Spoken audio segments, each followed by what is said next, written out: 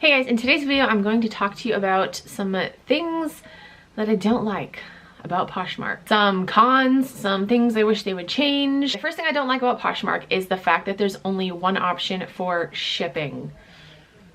It is $7.11 up to £5, and then if you go over that weight you have to upgrade shipping. But it's through USPS, and it's good, you know, if you're bundling things, if you're buying something that's, you know, £5, that's great. That's a great price. But if you're just buying like a t-shirt or like a necklace or something like that, that's $7.11 for shipping, especially if it's like a cheaper item. You know, if you're buying like a $10 t-shirt, you're like, oh, score, a $10 t-shirt, then you have to pay $7.11 for shipping. So it's kind of like, so I really wish that they had tiered shipping like Mercari does. Mercari goes by weight, but I think it starts from like 0 to £1, and then I think it's like 1 to 3 pounds, and then it kind of goes from there. And you can also choose who you ship through on Mercari as well. You can choose USPS, UPS, FedEx. So yeah, I wish Poshmark had like a tiered shipping system the way that other platforms do. Again, it's good if you're selling a bunch of things at one time, but for people that don't sell bundles, it's not a good thing. Okay, another thing I don't like is how they do not deactivate listings. So I have come across some really cool things that I would love to purchase, only to find out that the seller hasn't been active for like months or years even.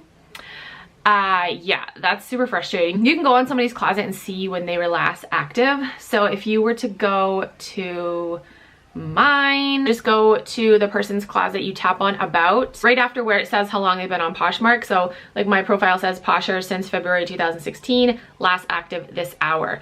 So it'll say, you know, when you were last active, like this hour, 1 hour ago, a couple hours ago. I think it might go up to 2 weeks maybe, or 30 days or something. I don't know, but if it doesn't have anything after that, then the seller hasn't been active for a while. You can also go on a listing and see when it was last shared, so you'll know kind of when the seller was active as well. But yeah, that's just one thing that's annoying, that they don't deactivate listings. I feel like they push like the social aspect of Poshmark so much. I feel like they should push the sharing of listings, or like the like activity level of sellers. They need to push that more. I feel like after like 60 or 90 days maybe, then no, or 30 days, maybe 30 days. There should be a time frame where if a listing wasn't shared or a seller wasn't active, then their account should be like deactivated. I think that's only fair. Because again, it's really annoying to find something amazing and you want to purchase it only to find out the seller hasn't been active for a while. And that's just mainly my case, because I always look to see when the seller was last active, because I don't want to purchase something and wait for it to come in the mail and then like a week goes by, or well, it's 10 days now. But yeah, 10 days goes by and I haven't gotten my order and I'm like, what the hell? And Poshmark cancels it. Yeah, Poshmark, please just deactivate listings that aren't active, please. Another thing I don't like is there is no way for me to communicate with my buyers privately. There's no like messaging system. I can send them a message on a bundle that they created, but the whole entire world can see that. So I don't like that at all. With other platforms, you're able to like private message people, and I don't understand why you can't on Poshmark. Like that's just, it's weird to me. I definitely think that there should be a way to communicate with the person. I feel like that's a huge thing for them not to have either. You know, yes, you can message the person, but again, the whole world can see it and it's not the whole world's business. So I feel like that's something that really should be changed. All right, so another thing that I mean, I kind of like it, but I kind of don't. Let's talk about referral credits. So every time I get someone to sign up using my code, I get a referral credit. I get a $10 credit, and the person signing up also gets a $10 credit. Keyword credit. It has to be used on the app. I mean, Poshmark did that on purpose because, you know, it just makes people spend more money on the app. But I feel like there should be a way for you to choose if you want it to be a credit or if you want to get cash.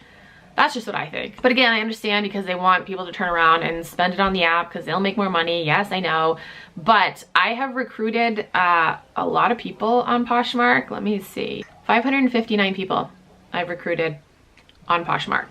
I'll show you guys this so you know I'm not lying. 559 people on Poshmark. And a lot of those people have created their own closets and sold things, so Poshmark has gotten money. A lot of those people purchase things too, so Poshmark has gotten a lot of money. So yeah, I just think there should be a way to choose if you want to use you know, the $10 on the app, or if you want to get $10 cash. Another thing that I would like is to be able to bookmark somebody's closet. That sounds simple, right? I feel like that could be a simple thing for them to implement. Right now, if I want to go back to somebody's closet, I just like an item from their closet and then I have to search through my likes to try to find that person again.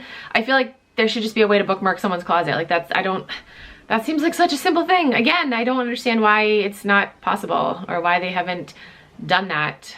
I don't know. You know, the same way you can bookmark your favorite website, you should be able to bookmark your favorite closet. Because I hate having to like something from somebody's closet, maybe that I don't really like. Maybe I'm just liking something, again, just to bookmark their closet to go back and see if they have items that I like, you know. And I know that would kind of maybe be annoying to the seller too, if somebody likes something and they really have no intention of buying it. I know that kind of irritates me sometimes, and people just like things to like things, because that's not really what the like button is for, you know. So I don't know, Poshmark, just give us a way to bookmark closets, just please. Another thing I would like to see change is when you send an offer to a liker, you have to give them a shipping discount.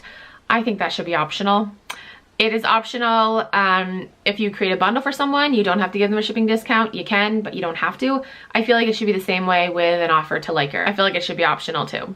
And the last thing I wish, well, I mean, there's definitely more, but these are just the things that I thought of off the top of my head.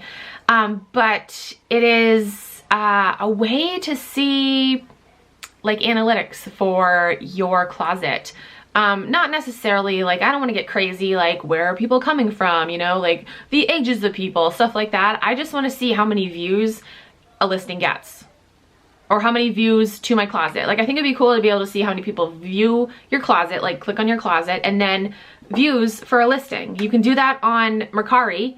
I don't think you can see how many views to like just your closet, but I know you can see how many people viewed a listing, and you can do that on eBay.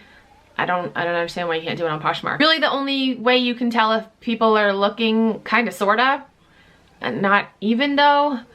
I mean, if somebody likes your listing, you can see that it got, you know, a view or two, but not everyone that looks at a listing is gonna like it, you know? So, I don't know, I just think it'd be cool to be able to see how many people look at like each listing and your closet in general. I feel like that should be simple. I don't know. I feel like all this stuff should be simple. Maybe it's not. Maybe it's all complicated and maybe it'll overload the system and Poshmark will explode. I don't know. But it seems simple to me. So that's it for this video. Those are just 6 things I came up with off the top of my head that I think Poshmark should change. I love Poshmark though, don't get me wrong. But I feel like with everything, there are pros and cons. And these things aren't, I don't feel like they're major things. I think they could be changed easily. I feel like the shipping thing would probably be the biggest thing for them to change, because obviously they have a negotiated rate with the post office already. So I can understand why, you know, why, I guess. But for the other things, again, I feel like they're simple. So Poshmark, come on, please. But that is it for this video. If you have any cons for Poshmark, you should comment down below. I know a lot of you guys will probably say that the 20% fee that they take is a lot. You want to see that go down? I mean, ideally that would be great. I mean, yeah, maybe that's on my list, but not like as high as these other things, I guess. I don't know, I can deal with the 20% fee, I guess. But yeah, if there's any other things that you think that Poshmark should work on, definitely comment down below. We can have a convo in the comments. If you're new to Poshmark and you want to sign up, you can use my code. It's KeepinItRad. I get a $10 credit, like I said, credit, so I can purchase stuff on the app. You also get a $10 credit. You can use that credit to buy something in my closet. Hey. That's it for this video. Thank you guys so much for watching. I'll talk to you guys in my next video. Bye.